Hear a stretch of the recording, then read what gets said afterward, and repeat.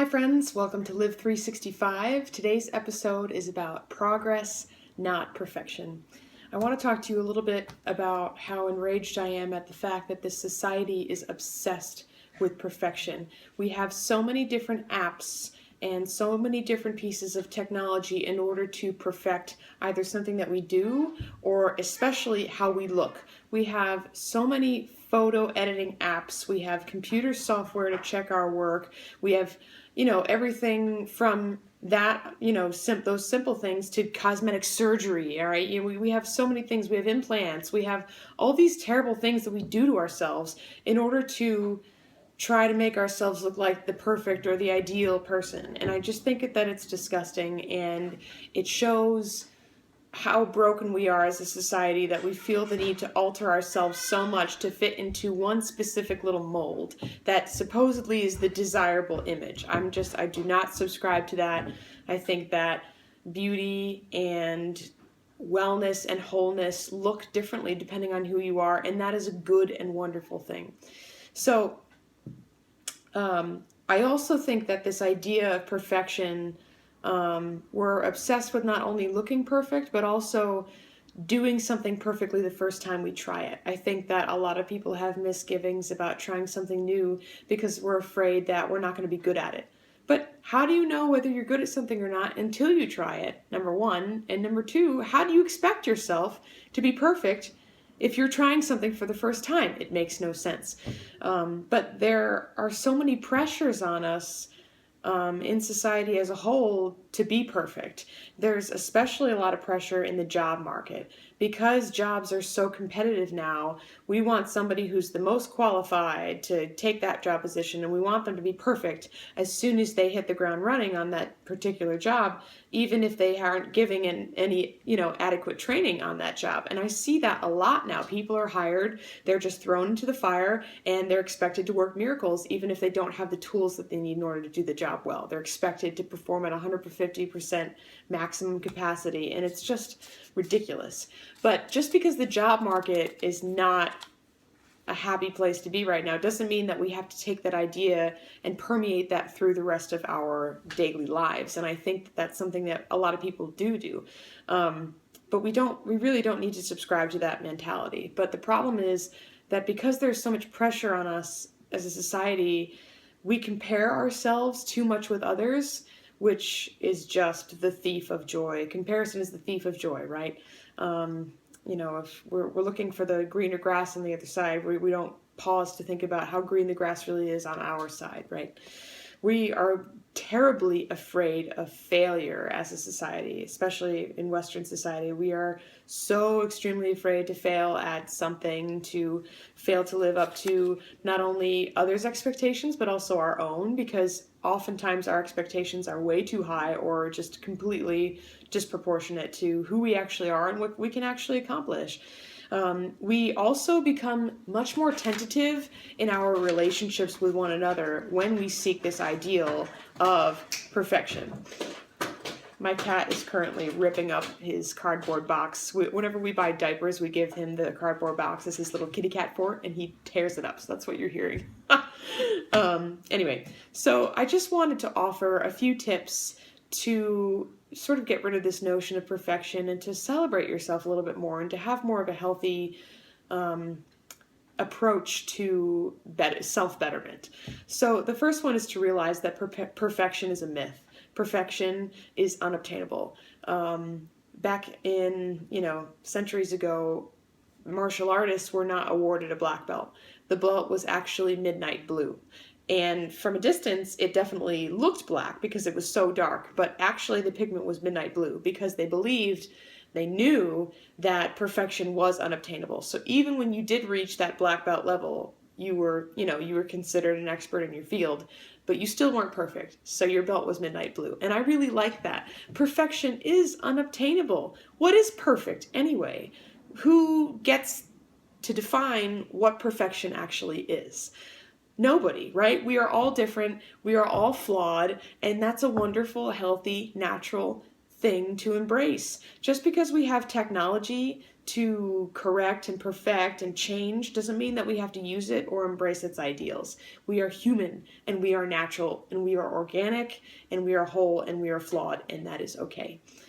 The second thing is to celebrate your successes, especially the small ones. And I'm not talking about, the complete opposite side of the spectrum, indulging in a lot of destructive, unhealthy behavior to celebrate, things because of a false sense of entitlement or something like that. I'm not talking about that. I'm talking about healthy celebration of successes. Let's say I did one more push-up than I did yesterday. That's awesome. That means I'm building muscle. Because I'm building muscle, I'm burning fat more. That means my metabolism's getting better. I'm getting stronger. I'm getting healthier. Like that's such a cool thing. One more push-up. That's amazing. Let's say I had an easier time waking up one day and it was easier to get my workout in because I was in a better mindset. That's great. I'm teaching my body and my mind how to wake up earlier and to live healthier. It's a wonderful thing. Let's say, you know what? It was a crazy busy week and it was all I could do just to make it out of bed, but I made it through that week. Whew, fine. Pat yourself on the back. It's the weekend. That's great. You got through it. You got through a rough time without being completely self-destructive and without getting too down on yourself. Great. So you need to take all those little successes and just take a moment saying, you know what? I did that. I handled it. Each day I can be a little bit better than yesterday. And that's really the name of the game, right? Progress, not perfection. The third one is you are your own worst critic. This is the thing that I really want to convey. You are your own worst critic. Nobody looks at you with as much scrutiny as you look at yourself. Not your boss, not your parents, not your siblings, not your friends, not your spouse, not your kids. You are your own worst critic. And as soon as you realize that, it's a completely freeing thing, because let's say you're out in public and you're wearing a pencil skirt and you're like worried about how it's making your thighs look. Nobody's looking at your thighs. You are the only person looking at your thighs. Everybody else is too busy worried about how they look or how they appear to others. They're scrutinizing themselves. They're too busy scrutinizing themselves to scrutinize you. So, you might as well embrace that feeling of, you know what, whatever, maybe these jeans look a little weird and baggy on me today, but nobody's looking at it. It's fine. It's going to be fine. Now, I'm not saying to dress like a slob because of it, or not to be completely, cognizant of how you look, especially if you have to dress professionally in your work environment or whatever. It doesn't even matter about how you look. You could, you could be like, oh my God, like, maybe like I just ate tacos. Do I smell like garlic? Do I smell gross? Like you are your own worst critic. Nobody's worrying about how your breath smells or what you're wearing. Like nobody cares. Nobody cares. So it's just we're all too busy evaluating ourselves every second of the day. And sometimes I catch myself doing it. Like if I'm making a post about a workout that I'm doing, I often reread and I try to edit it to make it more concise and to make it sound simpler and easier and more intelligent and eloquent. And I find myself going like, oh, why am I spending so much time? It's just a silly post about my life. Just post it. Just get it out there so people can, sort of get whatever information that they want to get about what I'm going through right now. It doesn't have to be perfect in order to be meaningful. You don't have to be perfect in order to be meaningful to others. I can moan about my extra bit of mom skin from when I had my daughter. Or I can rejoice that I'm getting stronger every day and I'm sending a positive message out there to other moms saying, we can get healthy together and we can rejoice in our beautiful, awesome, extra skin-filled mom bods together. Because in the big scheme of things, who cares? If I'm living day by day and if I'm trying to do things a little bit better than I did yesterday, that is a healthy, wonderful goal to have. I'm not striving for perfection because I don't even know what perfection is. If you are so quick to get down on yourself because you don't look like the image that you want to look, or you're not living the way you want to live, that's something different. That's saying, I have ideals of XYZ and I want to live up to them.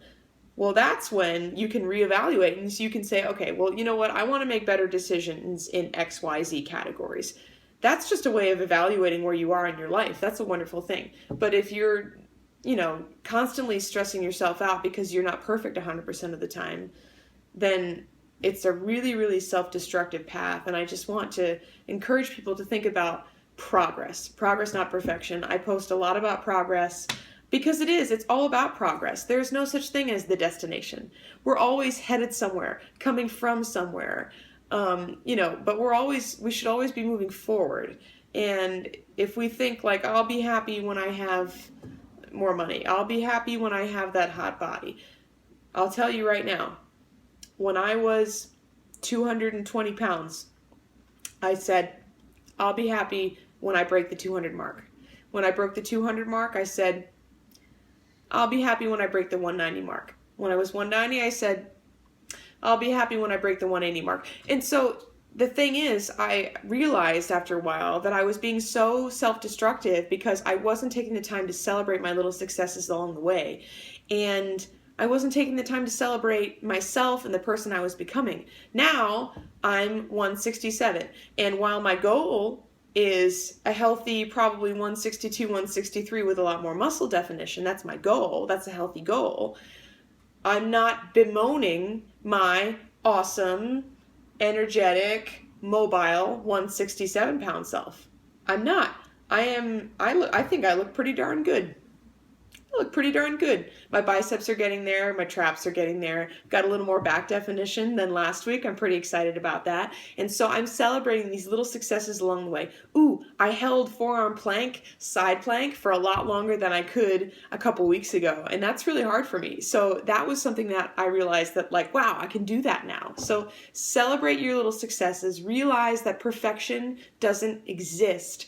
And realize that you are your own worst critic and that nobody is scrutinizing you like you do. So you might as well be kinder to yourself. If you are as kind and forgiving and honest and open with yourself as you would be with your significant other or your parents or your kids, you're going to have a much happier life because you're going to stop beating yourself up for completely unnecessary reasons. I hope this was helpful. Let me know if you have any other ideas or tips about how to celebrate life and celebrate your beautiful and perfect self. And I hope that you guys have a wonderful week.